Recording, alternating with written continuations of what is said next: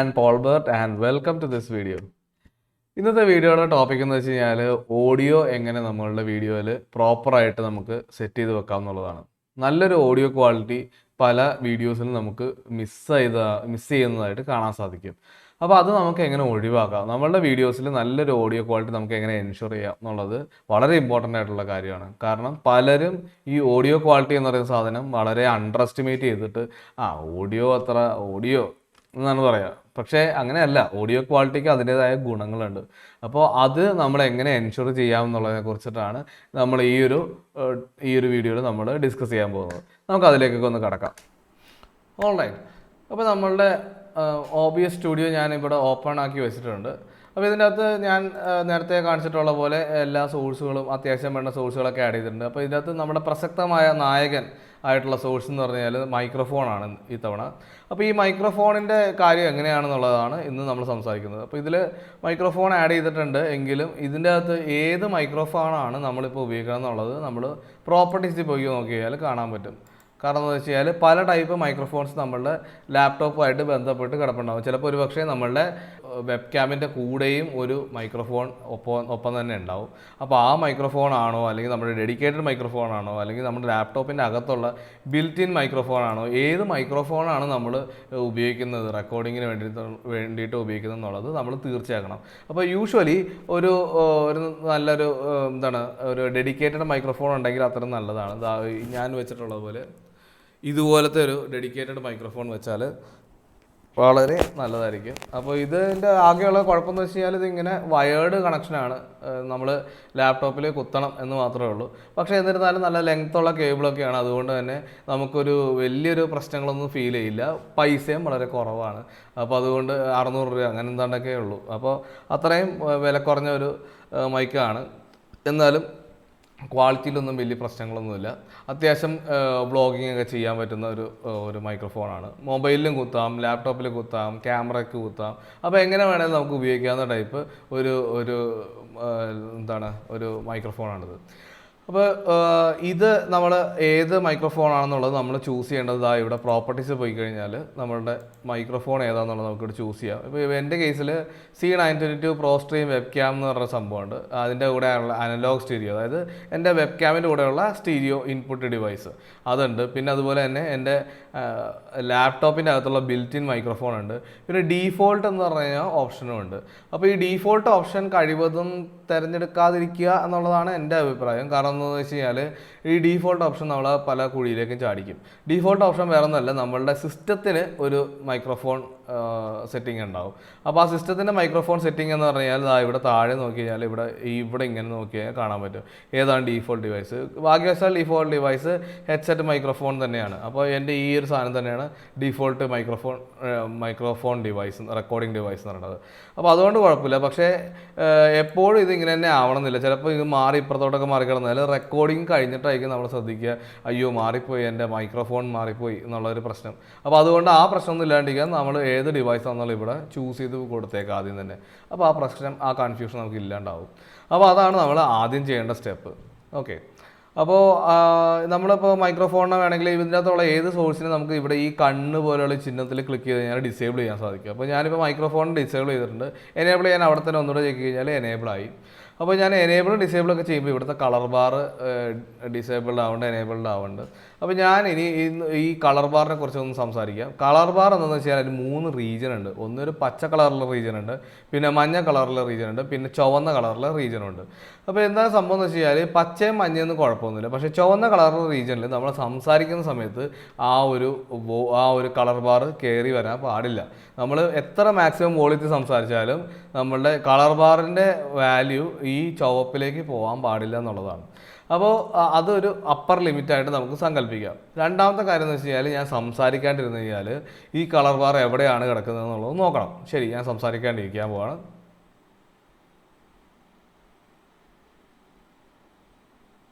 Okay, അപ്പോൾ ഏതാണ്ട് അതൊരു 55 -55 ആ റേഞ്ചിലൊക്കെയാണ് വന്നിട്ടുള്ളത്. അപ്പോൾ ആ -55നും 50നും ഇടയിലുള്ള ആ റേഞ്ചിലാണ് നമ്മൾ സംസാരിക്കാണ്ടിരിക്കുമ്പോഴുള്ള ആ കളർ ബാറിൻ്റെ പൊസിഷൻ. അപ്പോൾ അതെന്താ കാണിക്കാന്ന് വെച്ച് കഴിഞ്ഞാൽ അത് നോയ്സാണ്. അപ്പോൾ നോയ്സ് നമ്മൾക്ക് ചുറ്റിനുള്ള ഓഡിയോ നോയ്സുകളൊക്കെ ഉണ്ട്. ചിലപ്പോൾ ഫാൻ കറങ്ങുന്ന ശബ്ദമായിരിക്കും, ചിലപ്പോൾ CPU-ൻ്റെ അകത്തുനിന്ന് വരുന്ന ശബ്ദമായിരിക്കും, അല്ലെങ്കിൽ ചിലപ്പോൾ അപ്പുറത്തേക്ക് ഓട്ടോറിക്ഷ ഓടിച്ചു പോകുന്ന ശബ്ദമായിരിക്കും. അപ്പോൾ എന്തെങ്കിലും ശബ്ദമായിരിക്കും, അപ്പുറത്ത് എന്തെങ്കിലും ക്രഷർ അങ്ങനെ എന്തെങ്കിലും സംഭവമൊക്കെ ഉണ്ടെങ്കിൽ, അല്ലെങ്കിൽ ഗ്രൈൻഡർ വെച്ചിട്ട് എന്തെങ്കിലും കട്ട് ചെയ്യേണ്ട എന്തെങ്കിലും അങ്ങനെ എന്തെങ്കിലും സംഭവമൊക്കെ ആണെങ്കിൽ കട്ടർ വെച്ചിട്ട് മാർബിൾ കട്ട് ചെയ്യുന്നു എന്തെങ്കിലും ശബ്ദമൊക്കെ ഉണ്ടെങ്കിൽ നമുക്ക് അതൊക്കെ ഒരു നോയ്സാണ്. അപ്പോൾ ആ നോയ്സ് എല്ലാം നമുക്ക് പ്രശ്നമായിട്ട് വരുന്നുണ്ട്. ആ പ്രശ്നമായിട്ട് വരുന്ന ഇപ്പോൾ കേസിൽ ആ ഒരു നോയ്സിൻ്റെ ലെവൽ എന്ന് പറഞ്ഞാൽ ആ -50 -55 ഇടയിലുള്ള അത്രയും dBക്ക് ഇടയിലാണ് ആ നോയ്സ് നമുക്ക് കിടക്കുന്നത്. ആ നോയ്സിനെ നമുക്ക് കളയാൻ പറ്റുമെങ്കിൽ വളരെ നല്ലത്. അപ്പോൾ അതാണ് നമ്മൾ ഇനി നോക്കാൻ പോകുന്ന കാര്യം. അപ്പോൾ ഇതാണ് നമ്മളുടെ കളർ ബാർ എന്ന് പറഞ്ഞ സംഭവം. അപ്പോൾ ഇതിനകത്ത് ആദ്യത്തെ കാര്യം എന്ന് വെച്ച് കഴിഞ്ഞാൽ നമ്മൾ വോളിയം കൂടാനും പാടില്ല, എന്താണ് നമ്മൾ സംസാരിക്കാണ്ടിരിക്കുമ്പോൾ ഉള്ള വോളിയം 0 ആയിരിക്കുകയും വേണം. അപ്പോൾ അതിന് നമ്മൾ വേറൊരു കാര്യം ശ്രദ്ധിക്കണം എന്ന് വെച്ച് കഴിഞ്ഞാൽ ഈ ഒരു വോളിയം ഇനി എങ്ങനെ കൂടുതലാണെങ്കിൽ, ഈ ഒരു വോളിയം കൂടുതലാണെങ്കിൽ നമ്മൾ എന്തോരം സംസാരിച്ച് കഴിഞ്ഞാൽ ഈ പറയുന്ന എന്താണ് ഈ കളർ ബാറ് ഈ റെഡിലേക്ക് പോകണ്ടോ, അതായത് നമ്മൾ എത്ര സംസാരിച്ചാലാണ് നമ്മുടെ കളർ ബാർ റെഡിലേക്ക് പോകുന്നതെന്നുള്ളത് നമ്മൾ ചെക്ക് ചെയ്യുക. നമ്മൾ വോളിയം കൂട്ടി സംസാരിക്കുക.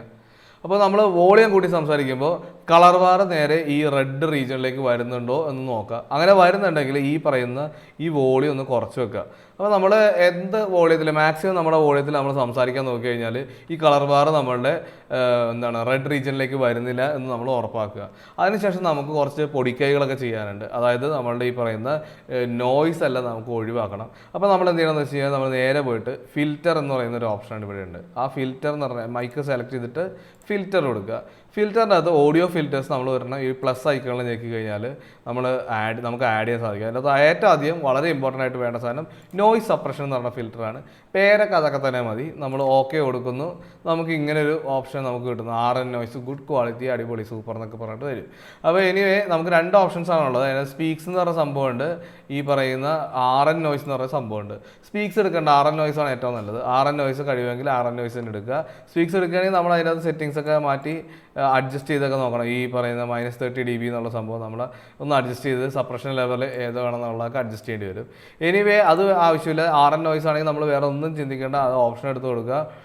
ക്ലോസ് ഞെക്കി കഴിഞ്ഞാൽ നിങ്ങൾക്ക് കാണാൻ പറ്റും മൈക്ക് വളരെ ശാന്തമാണ്. വേറെ പ്രത്യേകിച്ച് ശബ്ദങ്ങൾ നേരത്തെ കണ്ട ശബ്ദങ്ങളൊന്നും ഇപ്പോൾ ഇല്ല. അപ്പോൾ അതാണ് നമ്മൾ ഈ നോയ്സ് സപ്രഷൻ ഫിൽറ്റർ നമ്മൾ ആഡ് ചെയ്ത് കഴിഞ്ഞാൽ. അപ്പോൾ ഈ നോയ്സ് സപ്രഷൻ ഫിൽറ്റർ ഞാൻ ഡിസേബിൾ ചെയ്തിട്ട് ഞാൻ നിങ്ങൾക്ക് കാണിച്ചു തരാം, എനേബിൾ ചെയ്തിട്ടും കാണിച്ചു തരാം. അതോ നോക്കിയോ, ഞാൻ ഡിസേബിൾ ചെയ്യാൻ പോവാണ്. കണ്ടോ തുള്ളി കളിക്കണത്? ഇനി ഇപ്പോൾ ഇല്ല. ഇപ്പോൾ ആ തുള്ളിക്കളിക്കലൊന്നുമില്ല. വെറുതെ നമ്മൾ സംസാരിക്കാണ്ടിരിക്കുമ്പോഴത്തേക്ക് അത് ശാന്തമാണ്, കളർ ബാർ ശാന്തമാണ്. അപ്പോൾ അങ്ങനെ നമുക്ക് ഒരു ടൈപ്പ് ഫിൽറ്റർ, ഓഡിയോ ഫിൽറ്റർ നമ്മൾ പരിചയപ്പെട്ടു. ഇനി അടുത്ത ഓഡിയോ ഫിൽറ്റർ എന്ന് പറഞ്ഞു കഴിഞ്ഞാൽ നമ്മൾ പരിചയപ്പെടുത്താൻ പോകുന്ന സംഭവം എന്ന് വെച്ച് കഴിഞ്ഞാൽ മൈക്കിൻ്റെ അകത്ത് തന്നെ നോയ്സ് ഗേറ്റ് എന്ന് പറഞ്ഞൊരു ഫിൽറ്റർ ഉണ്ട്. നോയ്സ് ഗേറ്റ് ഞാനത് ഓക്കെ കൊടുക്കുക. നോയ്സ് ഗേറ്റ് എന്ന് പറഞ്ഞ ഫിൽറ്റർ. അപ്പോൾ ഇതിൻ്റെ അകത്ത് രണ്ട് മൂന്ന് സംഭവങ്ങളൊക്കെ ഉണ്ട്. അപ്പോൾ ഇതിൻ്റെ അകത്ത് വേറെ ഒന്നുമല്ല, ഇത് സപ്പോസ് നമുക്ക് ഒരു ഇടക്കിടക്ക് റോഡിൻ്റെ അടുത്താണ്, ഇടക്കിടക്ക് ഓട്ടോറിക്ഷ കടന്നു പോകും, അല്ലെങ്കിൽ വേറെ എന്തെങ്കിലും ഒരു സംഭവം ഇടക്കിടക്ക് വരും, അല്ലെങ്കിൽ പൂവങ്കോഴി അവിടെ ഇരുന്ന് കൂവിക്കൊണ്ടിരിക്കുകയാണ്, ഇടക്കിടക്കാണ് പൂവങ്കോഴി കൂവണത്. അപ്പോൾ അങ്ങനത്തെ കുറച്ച് ഇൻ്റർമിറ്റൻ്റ് ആയിട്ട് വരുന്ന നമുക്ക് ആവശ്യമില്ലാത്ത ശബ്ദങ്ങളുണ്ടെങ്കിൽ അതിനെയൊക്കെ ഒഴിവാക്കാൻ വേണ്ടിയിട്ടുള്ളൊരു സംവിധാനമാണ് നോയ്സ് ഗേറ്റ് എന്ന് പറയുന്നത്. അപ്പോൾ ഇതെന്താ ചെയ്യണമെന്ന് വെച്ചാൽ നോയ്സ് ഗേറ്റ് നമ്മുടെ മൈക്ക് ഓണും ഓഫും ഒക്കെ ആക്കി മാറ്റും. എന്ത് ചെയ്യും, ചില സമയത്ത് നമ്മൾ സംസാരിക്കുമ്പോൾ മാത്രം ഓൺ ചെയ്യും, സംസാരം നമ്മൾ നിർത്തി കഴിയുമ്പോൾ ഓഫ് ചെയ്ത് കളയും. അപ്പോൾ സംസാരിക്കാത്ത സമയത്തുള്ള ഇൻഫർമേഷൻ, ഓഡിയോ ഇൻഫർമേഷൻ ഒന്നും എല്ലാം കട്ടാവും. സംസാരിക്കുമ്പോൾ മാത്രമേ മൈക്ക് ഓൺ ആവുള്ളൂ. അപ്പോൾ അത് സംസാരം ഡിറ്റക്ട് ചെയ്യണം, അത് അപ്പോൾ സംസാരത്തിൻ്റെ വോളിയം എന്താണെന്ന് അറിഞ്ഞിരിക്കണം. ആ സംഭവങ്ങൾ അഡ്ജസ്റ്റ് ചെയ്യാൻ വേണ്ടിയിട്ടാണ് ഈ ക്ലോസ് ത്രഷോൾഡും ഓപ്പൺ ത്രഷോൾഡും എന്ന് പറഞ്ഞ സംഭവങ്ങൾ ഉപയോഗിക്കുക. അപ്പോൾ ഈ ക്ലോസ് ത്രഷോൾഡ് എന്ന് പറഞ്ഞാൽ നമുക്കത് ഡീഫോൾട്ട് വാല്യൂ ഒക്കെ തന്നെ നമുക്ക് മതിയാവുമായിരിക്കും. ഇല്ല, ഡീഫോൾട്ട് വാല്യൂ നമുക്ക് കുറച്ച് പ്രശ്നങ്ങളൊക്കെ ഉണ്ടാക്കണമെങ്കിൽ നമുക്ക് അതിൽ അഡ്ജസ്റ്റ് ഒക്കെ ചെയ്യാൻ സാധിക്കും. ഇപ്പോൾ -32 dB ആണ് എൻ്റെ ഡീഫോൾട്ട് വാല്യൂ ക്ലോസ് ത്രഷോൾഡിനുള്ളത്. ക്ലോസ് ത്രഷോൾഡ് എന്ന് പറഞ്ഞാൽ മൈക്ക് ഓഫ് ചെയ്യാനായിട്ടുള്ള എന്ത് വോളിയത്തിന് താഴെ പോയാൽ മൈക്ക് ഓഫ് ചെയ്യണം എന്നുള്ളതാണ് ക്ലോസ് ത്രഷോൾഡ് പറയുക.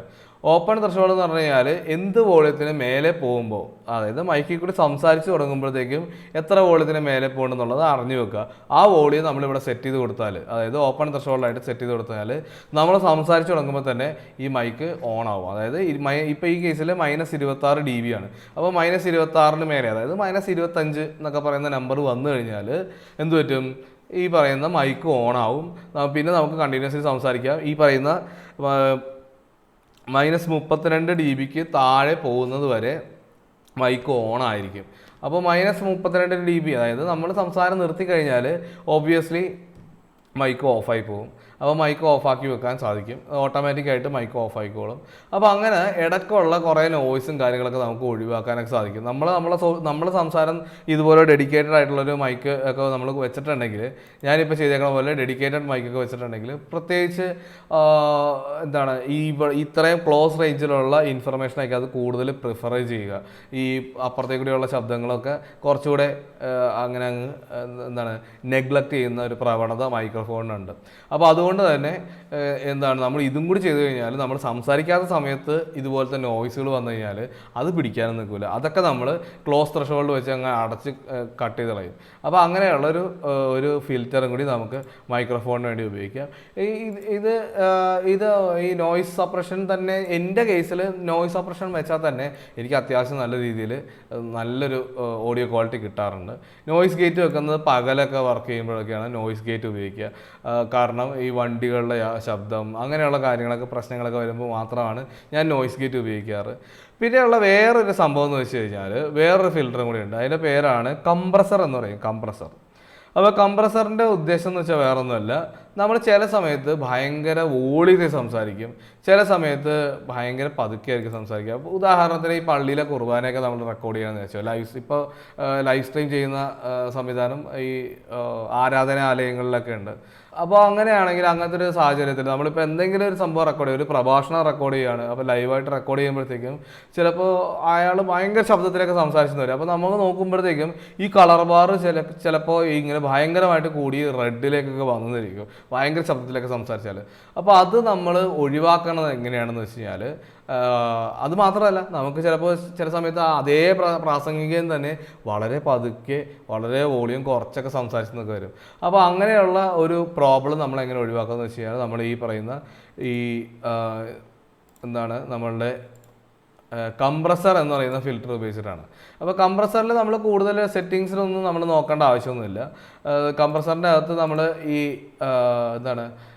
ചെയ്യുന്നത് വേറെ ഒന്നുമല്ല, നമ്മളുടെ വോളിയം വളരെ കുറഞ്ഞു പോയി കഴിഞ്ഞാൽ അത് ബൂസ്റ്റ് ചെയ്ത് തരികയും വോളിയം വളരെ കൂടിപ്പോയി കഴിഞ്ഞാൽ അതിനൊന്ന് സപ്രസ് ചെയ്ത് തരികയും ചെയ്യും. അപ്പോൾ അത് ഓട്ടോമാറ്റിക്കായിട്ട് ചെയ്യുന്ന ഒരു സംവിധാനമാണ് ഈ പറയുന്ന കംപ്രസർ എന്ന് പറയുന്ന സംഭവം. അപ്പോൾ ഈ 3 ഫിൽറ്ററും നമുക്ക് ആവശ്യത്തിന് ഉള്ള എല്ലാ ക്വാളിറ്റിയും നമുക്ക് നമ്മളുടെ ഓഡിയോയിലേക്ക് തരുന്നതായിരിക്കും. നമ്മളപ്പോൾ കുറേ ഫിൽറ്റേഴ്സ് എല്ലാം ഓഡിയോയ്ക്ക് വേണ്ടിയിട്ട് നമ്മൾ നോക്കി. അപ്പോൾ ഈ ഫിൽറ്റേഴ്സ് എല്ലാം വർക്കിംഗ് ആണോ എങ്ങനെയാണെന്ന് അറിയാൻ വേണ്ടിയിട്ട് നമുക്ക് വേണമെങ്കിൽ റെക്കോർഡ് ചെയ്ത് നോക്കാം. അല്ലെങ്കിൽ വേറൊരു ഓപ്ഷൻ കൂടി ഉണ്ട്. നമ്മളിവിടെ ഈ ഓഡിയോ മിക്സറിൻ്റെ അകത്ത് ഈ കളർ ബാറിൻ്റെ തൊട്ട് താഴെയായിട്ടൊരു ഗിയർ ഐക്കൺ കാണാം. ആ ഗിയർ ഐക്കണിൽ ജസ്റ്റ് ഒന്ന് ക്ലിക്ക് ചെയ്ത് കഴിഞ്ഞാൽ അഡ്വാൻസ്ഡ് ഓഡിയോ പ്രോപ്പർട്ടീസ് എന്ന സംഭവം കിട്ടും. അത് തുറന്ന് നോക്കിയാൽ നമ്മുടെ മൈക്കൊക്കെ അവിടെ ലിസ്റ്റായി വന്നിട്ടുണ്ട്. ഒരു മൈക്കേ ഉള്ളൂ, അതുകൊണ്ട് ആ ഒരു മൈക്ക് ലിസ്റ്റായി വന്നിട്ടുണ്ട്.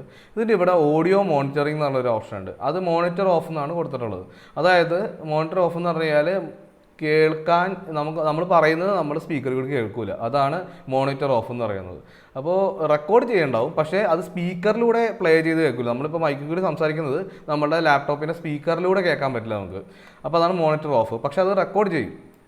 മോണിറ്റർ ഒള്ളി എന്ന് പറഞ്ഞു കഴിഞ്ഞാൽ റെക്കോർഡ് ചെയ്യില്ല, പക്ഷേ നമുക്ക് കേൾക്കാൻ സാധിക്കും. നമ്മൾ പറയുന്നു, അത് അതുപോലെ തന്നെ സ്പീക്കറിലൂടെ പ്ലേ ചെയ്ത് കേൾക്കും. അതാണ് മോണിറ്റർ ഒള്ളി എന്നുള്ളത്. ഈ മോണിറ്റർ ആൻഡ് ഔട്ട്പുട്ട് എന്നുള്ള ഓപ്ഷൻ എന്ന് പറഞ്ഞു കഴിഞ്ഞാൽ ഇതുപോലെ തന്നെ മോണിറ്റർ ചെയ്യുക. അതായത് നമ്മൾ പറയുന്നത് ഈ സ്പീക്കറിലൂടെ പ്ലേ ചെയ്ത് കേൾപ്പിക്കുകയും ചെയ്യും, അതേപോലെ തന്നെ അത് റെക്കോർഡ് ചെയ്യുകയും ചെയ്യും നമ്മളുടെ വീഡിയോയിലേക്ക്. അപ്പോൾ അതാണ് മോണിറ്റർ ആൻഡ് ഔട്ട്പുട്ട് എന്ന് പറയുന്ന സംഭവം. അപ്പോൾ ഇത് കഴിവതും ഞാൻ ചെയ്യണമെന്ന് വെച്ച് കഴിഞ്ഞാൽ എന്തെങ്കിലും ഫിൽറ്റേഴ്സൊക്കെ ആഡ് ചെയ്തിട്ടുണ്ടെങ്കിൽ പ്രോപ്പറായിട്ട് ഫിൽറ്റർ കോൺഫിഗർ ആയിട്ടുണ്ടോ, സെറ്റിങ്സിൽ എന്തെങ്കിലും മാറ്റങ്ങൾ വരുത്തണോ എന്നൊക്കെ അറിയാൻ വേണ്ടിയിട്ട് ഞാനൊന്ന് മോണിറ്റർ ഒള്ളി ഇട്ടിട്ടൊന്ന് ജസ്റ്റ് ഒന്ന് സംസാരിച്ചൊക്കെ നോക്കും. അപ്പോൾ നമുക്ക് അറിയാൻ പറ്റും ഇത് എന്തെങ്കിലും പ്രശ്നമൊക്കെ ഉണ്ടെങ്കിൽ നമുക്കത് അനുസരിച്ചിട്ട് അഡ്ജസ്റ്റ് ചെയ്ത് കറക്റ്റ് ആക്കിയിട്ട് മോണിറ്റർ ഒള്ളി മാറ്റി മോണിറ്റർ ഓഫ് ആക്കി വെക്കും. എന്നിട്ട് ഓക്കെ കൊടുത്തിട്ട് റെക്കോർഡിങ് സ്റ്റാർട്ട് ചെയ്യും. അപ്പോൾ അതാണ്. അപ്പോൾ ഇവിടെ നമുക്ക് വോളിയം ഒക്കെ അഡ്ജസ്റ്റ് ചെയ്യാം. ഈ സ്പീക്കർ ഈ പറയുന്ന മൈക്രോഫോണിൻ്റെ വോളിയം അഡ്ജസ്റ്റ് ചെയ്യാം, ബാലൻസ് അഡ്ജസ്റ്റ് ചെയ്യാം, പിന്നെ അതുപോലെ എന്തെങ്കിലും ഡിലേ ഉണ്ട്, നമ്മൾ പറഞ്ഞിട്ട് കുറച്ച് നേരം കഴിഞ്ഞിട്ടാണ് കേൾക്കുന്നതെന്നുണ്ടെങ്കിൽ ആ ഡിലേനെയൊക്കെ ഇവിടെ നമുക്ക് സിങ്ക്രണൈസേഷൻ നടത്തിയിട്ട് ഈ 0 എന്ന് പറയുന്നത് കൂട്ടം കുറയ്ക്കുകയൊക്കെ ചെയ്ത് ഇത്ര മില്ലി സെക്കൻഡ് ഡിലേ നമുക്ക് വരുത്താനും അഡ്വാൻസ് വരുത്താനും ഒക്കെ പറ്റും. അപ്പോൾ അതോടൊപ്പം തന്നെ നമുക്ക് ഇവിടെ ഒരു ട്രാക്സ് എന്നും ഉണ്ട്. ഇവിടെ ഈ സൈഡിൽ ഇങ്ങനെ ഒരു സംഭവം കാണാം, ട്രാക്സ് 6 ട്രാക്ക് കാണാം. ഇപ്പോൾ നമ്മളൊരു ചാനൽ ചർച്ച അങ്ങനെ എന്തെങ്കിലുമൊക്കെയാണ് റെക്കോർഡ് ചെയ്യണമെന്നുണ്ടെങ്കിൽ നമുക്ക് പല സോഴ്സുകളുണ്ടാവും അല്ലേ. രാഷ്ട്രീയ നിരീക്ഷകന് ഒരു സോഴ്സ് ഉണ്ടാവും, പിന്നെ ഒന്നാമത്തെ രാഷ്ട്രീയ പാർട്ടി, രണ്ടാമത്തെ രാഷ്ട്രീയ പാർട്ടി, ഓരോ പാർട്ടിക്കാർക്കും ഓരോ സോഴ്സ് വീതം ഉണ്ടാവും. അതൊക്കെ ഓരോ മൈക്കാണ്. അപ്പോൾ ഇപ്പോൾ 4 മൈക്ക് അതോടെയായി. പിന്നെ നമ്മളുടെ മീഡിയേറ്റർക്ക് ഒരു മൈക്ക് ഉണ്ടാവും, അപ്പോൾ 5 മൈക്കാണെന്ന് ഇരിക്കട്ടെ. അപ്പോൾ അങ്ങനെയാണെങ്കിൽ ഓരോ മൈക്കും ഓരോ ട്രാക്കിലേക്ക് റെക്കോർഡ് ചെയ്യാനും അത് വോളിയം കൂട്ടാനും അഡ്ജസ്റ്റ് ഓരോ ട്രാക്കുകളിലേക്ക് റെക്കോർഡ് ചെയ്യാനുള്ള ഗുണം എന്ന് വെച്ച് കഴിഞ്ഞാൽ പല ട്രാക്കിലാകുമ്പോൾ നമുക്ക് ഇൻഡിവിജ്വലി ഓരോരുത്തരുടെ വോളിയം കൂട്ടാനും കുറക്കാനും എടുത്ത് കളയാനൊക്കെ പറ്റും. അപ്പോൾ മറ്റുള്ള ആൾക്കാരുടെ അഫക്റ്റ് ചെയ്യാണ്ട് നമുക്ക് ഇത് ചെയ്യാൻ സാധിക്കും. മറ്റേ ആൾ സംസാരിക്കുമ്പോൾ അത് അഫക്റ്റ് ചെയ്യാണ്ട് നമുക്ക് ഒരാളുടെ മാത്രമായിട്ട് വോളിയം കുറക്കാനൊക്കെ നമുക്ക് പോസിബിളാണ്. ഇപ്പോൾ ചാനലിൽ ലൈവാണല്ലോ പോവുക, അപ്പോൾ ലൈവായിട്ട് പോകുമ്പോഴത്തേക്കും ചിലപ്പോൾ ചിലവർ ഇടിച്ചു കുത്തി കയറിയൊക്കെ സംസാരിക്കണമെങ്കിൽ നമുക്ക് അവരുടെ വോളിയം അങ്ങ് കട്ട് ചെയ്ത് കളയാനൊക്കെ സാധിക്കും, അവരുടെ മാത്രം വോളിയം. അപ്പോൾ അങ്ങനെ നമുക്ക് മൾട്ടിപ്പിൾ ട്രാക്കിലേക്ക് നമുക്ക് ഇങ്ങനെ ചാർട്ട് ചെയ്ത് വെക്കാനൊക്കെ സാധിക്കും. ഇപ്പോൾ ഇതുപോലെ 5 മൈക്ക് ഇൻപുട്ടുകൾ ഉണ്ടെങ്കിൽ മൈക്ക് 1, മൈക്ക് 2, മൈക്ക് 3 നമ്മൾ ഇങ്ങനെ ഓരോന്നോരോന്നായിട്ട് ഈ ലിസ്റ്റിൽ വന്ന് കിടപ്പുണ്ടാവും. അപ്പോൾ ഓരോന്നിനും മാത്രം അതിൻ്റേതായ ട്രാക്കിലേക്ക് മാത്രമേ ടിക്ക് കൊടുത്തിട്ടേക്കാം. അല്ലാത്തതിനൊക്കെ ടിക്ക് അങ്ങ് മാറ്റി കളഞ്ഞു കഴിഞ്ഞാൽ ഇത് കണ്ടില്ലേ. ഇപ്പോൾ ട്രാക്ക് 1 റെക്കോർഡ് ചെയ്യുന്നത് ഫസ്റ്റ് മൈക്കായിരിക്കും. ഇനി ഒരു മൈക്കും കൂടി ഉണ്ടായിരുന്നെങ്കിൽ അത് ട്രാക്ക് 2 എനിക്ക് ചാർട്ട് ചെയ്ത് വെക്കാം. ഈ 1 മാറ്റി 2 ആക്കി കൊടുത്താൽ മതി. ഇങ്ങനെ എടുത്ത് കൊടുത്തു കഴിഞ്ഞാൽ അപ്പോൾ 2 മാത്രമായിട്ട് അത് റെക്കോർഡാകും. അപ്പോൾ എനിക്ക് അങ്ങനെയൊക്കെയുള്ള കുറേ അഡ്വാൻറ്റേജസ് ഇതിനകത്ത് ഉണ്ട്. അപ്പോൾ ഇങ്ങനത്തെ കുറച്ച് ഒരു സെറ്റിംഗ് കൂടി ഉണ്ട് ഈ ഓഡിയോ ആയിട്ട് ബന്ധപ്പെട്ടിട്ടുള്ള സംഭവങ്ങൾക്കായിട്ട്. അപ്പോൾ ഇതാണ് ഈ 3 കാര്യങ്ങളാണ് ഇന്നത്തെ വീഡിയോയിൽ നമ്മൾ ഡിസ്കസ് ചെയ്യാൻ ഉദ്ദേശിച്ചത്. അപ്പോൾ എല്ലാവർക്കും ഇന്നത്തെ വീഡിയോ മനസ്സിലായി എന്ന് വിശ്വസിക്കുന്നു. എന്തെങ്കിലും സംശയം ഉണ്ടെങ്കിൽ നമ്മുടെ കമൻറ്റ് സെക്ഷൻ താഴെയുണ്ട്, അതിനകത്ത് കാര്യങ്ങൾ അറിയിക്കുക. എന്തെങ്കിലും പുതിയ കാര്യങ്ങൾ അറിയണമെന്നുണ്ടെങ്കിൽ ഇതുമായിട്ട് ബന്ധപ്പെട്ട സംശയങ്ങളൊക്കെ ഉണ്ടെങ്കിൽ അതനുസരിച്ചുള്ള വീഡിയോ നമുക്ക് പബ്ലിഷ് ചെയ്യാവുന്നതാണ്. നിങ്ങളുടെ സജഷൻസും നിങ്ങളുടെ കമൻസും ഒരുപാട് വിലയേറിയതാണ്. അത് എന്നെ അറിയിക്കുക. അതനുസരിച്ചുള്ള കണ്ടൻസ് എനിക്ക് പ്രിപ്പയർ ചെയ്യാൻ സാധിക്കുന്നതായിരിക്കും. അപ്പോൾ എല്ലാവർക്കും പുതിയൊരു വീഡിയോ വരുന്നതുവരേക്കും ബൈ.